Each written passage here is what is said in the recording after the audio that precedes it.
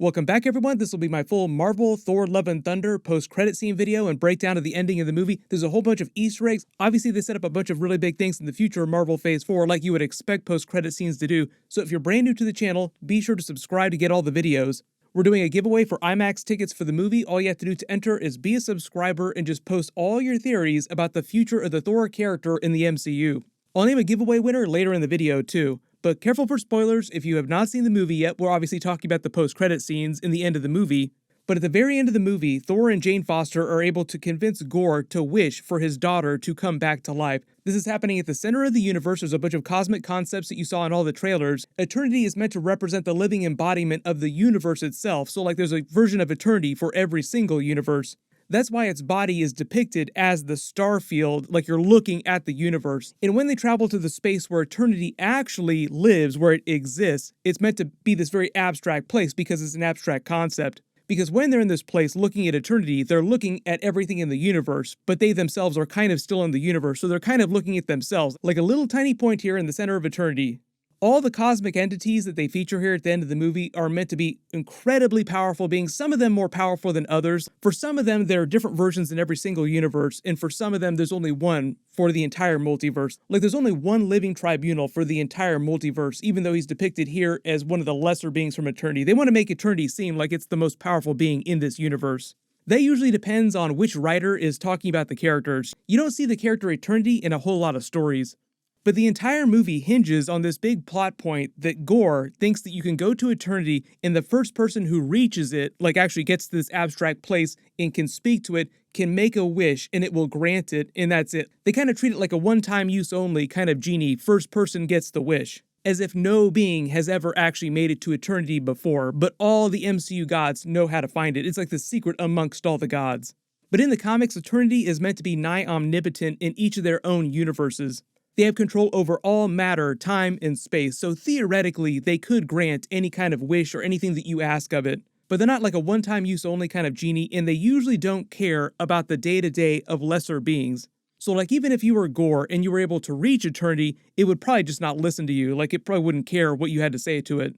And even in the comics, as powerful as Gorr gets, and he gets way more powerful than he is in the movie, it still didn't seem like in the Gorr comics he was able to kill cosmic entities like that. Like he really just wanted to go after the gods. So in the movie, eternity was kind of like a proxy for the God Bomb plot, which was the end of the Gorr comic storyline. And that was sort of like Gorr's Thanos-level Infinity Gauntlet plan. Like, okay, instead of going around balancing all pantheons one at a time in the slow way, I'm gonna kill every single god with a bomb all at the same time. So in the movie, Gorr initially was going to use his wish to wish that there were no gods. And yes, eternity would be powerful enough to do something like that, to like snap its fingers and make all gods go away as if they never existed.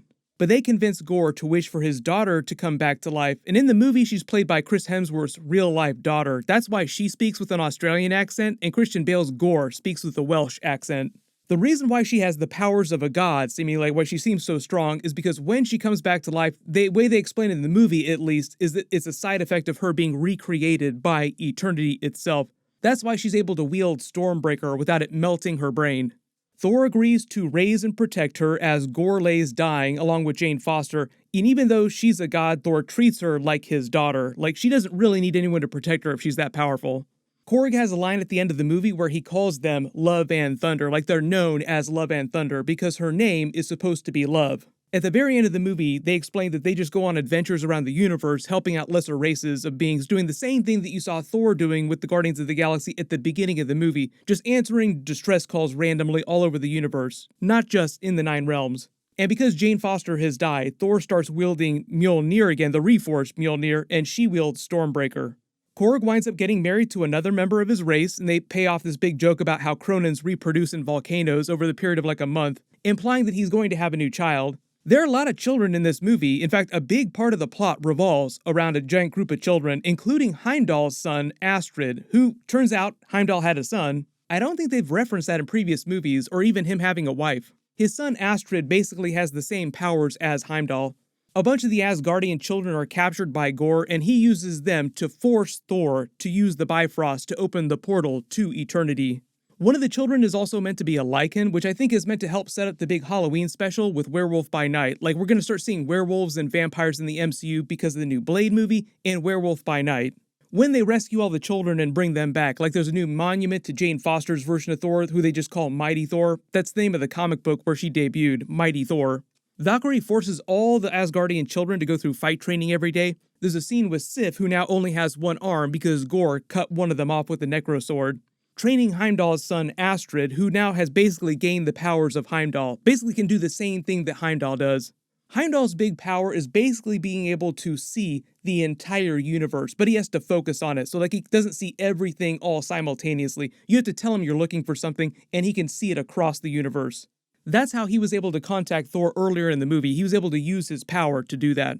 There's a couple other minor Easter eggs and references during this last little bit of the movie that I'll cover in my full breakdown of the entire film, but the first big post-credit scene is of Russell Crowe's Zeus having survived Thor running him through with his own lightning bolt through the chest. He also revealed that his lightning bolt weapon is called Thunder. This is still taking place at Omnipotence City. He basically says that it's a special protected place that the gods can hide out, so that's why they're not worried about Gorr the God Butcher killing all the gods. Like, oh, we'll be safe here in Omnipotence City. Valkyrie doesn't seem like she gave thunder back to the Greek gods after the ending. Like, they still have the thunder weapon in New Asgard. They still have his lightning bolt, basically. There are a couple of jokes during the movie that Thor tells about how he modeled a lot of himself after Zeus because he's the god of lightning and Thor's the god of thunder. But Zeus says that because mortals no longer worship the gods in the same way, they're not afraid of them, they don't seem like they care about them at all like they used to in ancient times, and instead people pray to superheroes, which is mostly an Avengers reference, like regular people worship superheroes like the Avengers, especially since they saved half the universe. So he vows that he and the other gods, not just the Greek gods, but all gods, are going to cause people to fear the gods again. Starting off with them killing Thor by ordering his son Hercules from the comics, played by Brett Goldstein. Obviously, you've probably seen Hercules in some of the more recent comics. Telling him to go kill Thor. Like he says, make Thor Odin's son fall from the sky, and the people will believe in us again. But the idea is that the gods plan on killing all the other big superheroes, like the new Avengers that will form eventually, like an Avengers Endgame situation versus the gods. Thor and Hercules are both very similar characters, very similar personalities. They spent a lot of time adventuring together, so Thor would know Hercules. In the comics, Hercules has also been part of several Avengers teams across the years. He's had some big arcs like during Kang War, which happened pretty recently, and a really huge arc even more recently called the Chaos War, where he became the God of Gods. That's basically like a title you give to someone who is like the most powerful god. Thor's also kind of done versions of that too, like Rune King Thor would be like the god of gods when he is Rune King Thor. But the way they play the Hercules scene, it seems like it's more of a teaser trying to set up the gods versus the new Avengers. Like earlier in the movie, Thor says all the gods are going to hate them because of what they did in Omnipotence City. Not just the Greek gods, but all gods. And that seems like a totally different story arc that they're trying to set up from the Incursions in the Secret Wars multiverse arc, so they can pay off the gods versus the Avengers in a totally separate movie. The real big Infinity Saga level arc that it seems like we're in right now is the Secret Wars arc, so that feels like where all the attention is. And all this god tier Avengers Endgame situation stuff seems like a completely separate thing. The second post-credit scene is Jane Foster, who's died, entering Valhalla, which is an alternate dimension where the consciousness of all Asgardians go depending on their actions during life. Like they have a couple of jokes about how you actually make it into Valhalla. But like Valhalla is meant to be the Asgardians' version of heaven, it's part of the Nine Realms. The reason why Jane Foster goes to Valhalla is because of her time as Mighty Thor. Heimdall is there to welcome her at the gates. He's guarding them just like he guarded the Bifrost in life. So the idea is that Thor can still now speak to Jane Foster across dimensions under special circumstances. Like her living essence is still alive, theoretically, in this alternate dimension. It's just that she's in a different state of existence, and it requires really special means for him to communicate with her. The movies really play it fast and loose with the rules about how that happens and like how you actually make it back from different dimensions like that. Moon Knight is a really good example of that. Like he traveled to the Duat because he died and his spirit came back to the world of the living. Like he literally traveled back to the main MCU dimension, but he was only able to do that with a little bit of help from the god that ruled over that dimension, Osiris. They could also use that as part of this plot with the god tier version of Avengers Endgame with Zeus and the other gods going after the Avengers and all the other mortals.